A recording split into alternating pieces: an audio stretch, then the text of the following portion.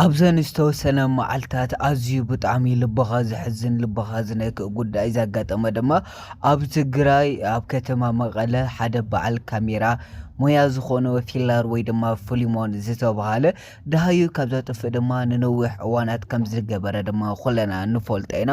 ኣብዚ ሕጂ እዋን ድማ ብዛዕባ ፍሊሞን ድማ ኣብ ሶሻል ሚድያ እናሰማዕናዮም ዝወፁ ሓቅታት ኣለዉ። ነቶም ሓቅታት ድማ ናባኹም ካብ እየ ቅድሚ ዝተወሰነ መዓልትታት እውን ድማ ኣብ ቢቢሲ ትግርኛ ኣብዚ ጋዜጣ ዝወፀት በዓልቲ ገዝኡ ናይ ፍሊሞን ድማ ብዛዕባ ፍሊሞን ተናጊራ ነይራያ ኣብ ሶሻል ሚድያ ኣብዚ ቃለ ማሕተት ዝነበረ ድማ ኣዝዩ ብጣዕሚ ልብኻ ዝነክእ ነይሩ። ክቡራት ተኸታተልተይ ኣብዚ ሕጂ እዋን ድማ ብዛዕባ ፍሊሞን ዳሃዩ ተረኺቡ ዝብል ዘሎ ጉዳይ እውን ድማ ክሳብ ክንደይ ዝኣክል ሓቀኝነት ኣለዎ ዝብል ሎማዓንቲ ናባኹም ኣስፋሕ ኣቢለ ሒዘልኩም መፅእ ኣለኹ።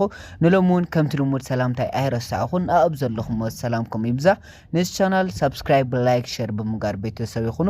ብተወሳኺ እውን እንለቆም ሓድሽ ቪድዮታት ድማ ፈጢሮም ንክመፆም ናይ ደውል ምልክት እንከ ሓቢርኩም ናፀንሖ እምበኣር ከስ ክቡራት ተኸታተልተይ ኣብዘን ዝተወሰነ እዋናት ኣብ ሶሻል ሚድያ ብጣዕሚ ካብቶም መነጋገሪ ካብቶም ዝተባሃሉ ከም ዓበይቲ ርእሰ ጉዳይ እቲ ዝነበረ ጉዳይ ድማ ብዛዕባ ሓውና ፊላር ፕሮዳክሽን ይኸውን።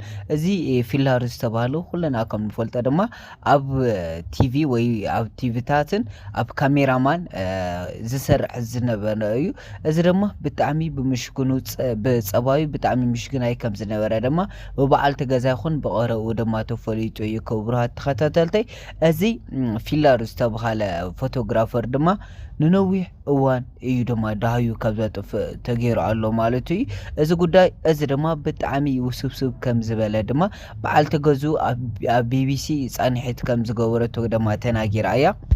ኣቢሉ ድማ ፍሊሞን ድማ ዳሃዩ ካብ ዘጥፍእ ድማ ልዕሊ ሓደ ዓመት ከም ዝገበረ እዩ ድማ ተፈሊጡ ዘሎ። እዚ ጥራሕ እንተዘይኮነ እቲ ብጣዕሚ ንብዙሓት ሰባት ዘሸቐለ ዘጨነቐ ድማ እስካብ ሕጂ ናይዚ ፍሊሞን ዝተባሃለ ሓውና ድማ ስልኪ ከም ዝሰርሑ ዘሎ እዩ። ሎኬሽኑ ድማ ኦን ተገይሩ እስካብ ሕዚ ድማ ስልኩ ከም ዝሰርሑ ዘሎ ድማ በዓልቲ ገዝኡ ተናጊራ እያ። ክቡራት ተኸታተልተይ እዚ ጉዳይ እዚ ድማ ብጣዕሚ ልብኻ ዝነክእ ጉዳይ እዩ። ምክንያቱ እዚ ፍሊሞን ዝተባሃለ ሓውና በዓል ካሜራ ሞያ ዝኾነ ድማ ኣብ ስርሑ እዩ ዝሰርሕ ነይሩ። ኣብ ስርሑ ድማ ብጣዕሚ ካብቶም ብርቱዓት ዝተባሃሉ ፃዕራማት ዝተባሃለ ሰብ እዩ። በዚ ኣጋጣሚ እዚ ድማ በዚ ላብዚ ኣተወ ዘይተባሃለሉ ናብዚ ኸይዱ ዘይተባሃለሉ እስካብ ሕጂ ልዕሊ ሓደ ዓመት ገይሩ ድማ ዳሃዩ ኣጥፊኡ ኣሎ እዩ። ክቡራት ተኸታተልተይ እዚ ነገር እዚ ድማ ብጣዕሚ ንምስማዕሙን ንምእማኑ ዘፀግም እዩ። ምክንያቱ ከምዚ ዓይነት ኣብ ትግራይ ገበናት ዋላ ኣብ ትግራይ ብዙሕ ገበናት ዋላ እንተፈፀመ ከምዚ ዓይነት ገበን ግን ኣይነበረን። እዚ ናይ ፍሊሞን ሓውና ድማ ኣዝዩ ብጣዕሚ ልብኻ ዝነክእ እዩ። ምክንያቱ እዚ ፍሊሞን ዝተባሃለ በዓል ካሜራ ሞያ ድማ በዓል ሓዳርን ኣቦ ቆልዑ እዩ። እዛ በዓል ሓዳርን ኣቦ ቆልዑ ዝኾነ ፍሊሞን ድማ ብጣዕሚ ዝሕዝነካ ናብዚ ኣተው ዘይተባሃለ ወይ ድማ ናብዚ ኸይዱ ዘይተባሃለ እዩ።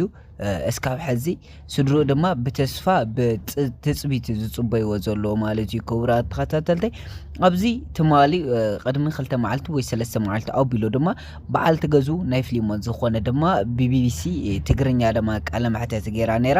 ነዚ ጉዳይ እዚ ድማ ብዝበለፀ ንምስማዕን ንምፍላጥ ድማ ኣብ ናይ ቢቢሲ ትግርኛ ዝብል ኣትኹም ድማ እቲ ነገር እሱ ብምሉእ ክትሰምዕዎ ትኽእሉ ኢኹም። ክቡራት ተኸታተልተይ እዚ ጉዳይ እዚ ድማ ኣብ ትግራይ ከምዚ ዓይነት ገበናት ድማ ብተደጋጋሚ እናተስፋሕፍዐ እዩ ዝመፁ ዘሎ። እዚ ነገር እዚ ዘመልክተና ዘሎ ድማ ኣብ ትግራይ ክንደይ ዝኣክል ሕጊ ከም ዘየለ እዩ ዘመልክተና ዘሎ ማለት እዩ። ምክንያቱ ሓደ ሰብ ዳሃዩ ልዕሊ 2 ሰሙን ወይ ልዕሊ 2 ወርሒ ኣዋርሕ እንተቆፂሩ በቃ ብፍጥነት ክርከብ ዝግብኦ ነይሩ። ይኹን ዳ እምበር ናይዚ ፍሊሞን ሓውና እዚ ድማ ልዕሊ ዓመት ዳርጋ እዩ ገይሩ ዘሎ። እዚ ጉዳይ እዚ ድማ በቃ ክንደይ ዝኣክል እቲ ነገር ውስብስብ ከም ዝኾነ ይካርደና ዝኽእል። ከምዚ ዓይነት እውን ኣብ ትግራይ ተሰሚዑ ኣይፈልጥን ወይ ድማ እቲ ብጣዕሚ ዝሕዝነካ ኣብዚ ሕጂ እዋን ቤተሰቡ ብጣዕሚ ኣብ ሕማቕ ሻቕሎት እዮም ዝርከቡ ዘለዎ ማለት እዩ። ምክንያቱ ናይዚ ፍሊሞን ዝተባሃለ ሓውና እስካብ ሕጂ ስልኩ ትሰርሕ እያ ዘላ። እዚ ጉዳይ እዚ ድማ ነታ በዓል ትገዙ እስካብ ሕጂ ብሂወት ከም ዘሎ እዩ ዝስምዐኒ ዘሎ ፍሊሞን ሰብኣየ ኣይሞትን ኢላ ድማ ኣዝዩ ብጣዕሚ ልበኻ ብዝነክእ ድማ ትማሊ ኣብ ቢቢሲ ትግርኛ ድማ ቃለ መሕትት ጌራ ተናጊራ እያ ነይራ ክቡራት ተኸታተልተይ እዚ ጉዳይ እዚ ድማ ፍሊሞን ኣይሞተን ብሂወት እዩ ዘሎ እዚ ጉዳይ እዚ ኣብ ኢድ መንግስቲ ድዩ ኣብ ኢድ ትካላት ድዩ ወይ ኣብ ኢድ ግለሰብ ድዩ ከም ዘሎ ይክፈልጥ ዘይኽኣልኩ እምበር በዓል ገዛይ ፍሊሞን ድማ ብሂወት ኣሎ ክትብል ድማ ባዕላ ቃል ብቃል ተናጊራ እያ ክቡራት ተኸታተልተይ እዚ ጉዳይ እዚ እውን ድማ ብብርክት ዝበሉ ሰባት ሓሳብ እናሃቡ ይርከቡ እዮም ምክንያቱ እዚ ሓውና ፍሊሞን ካብ ዝጠፍእ ዓመታት እዩ ገይሩ ኣሎ በዚ ጉዳይ እዚ ድማ ብድሕሪ እዚ ነገር እዚ ድማ ዓዊ ዝተሰወረ ወይ ድማ ዝተደበቀ ሚስጥር ከም ዘሎ ድማ እዩ ዝፍለጥ ክቡራት ተኸታተልተይ በዛ አጋጣሚ እዚ ድማ ንፍሊሞን ሓውና መዋፅኢ ኣምላክ ይፍጠረሉ በእርግጠኝነት ድማ